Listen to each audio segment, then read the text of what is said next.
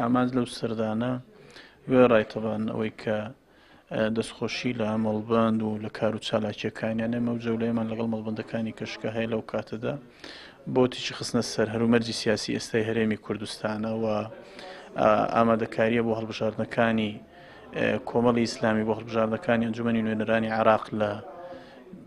مانگی پێنجدا و حەقیقات ئێمە جگە لە دەستخۆشیمان بۆ مەڵبەندەکان و بۆ کار و چالاکیان بۆ هەوڵەکانیان و بۆ پشگیریان لە هەڵوێستەکانی کۆمەڵی ئیسلامی کە لە ماوەی ڕابردوودا هەی بووە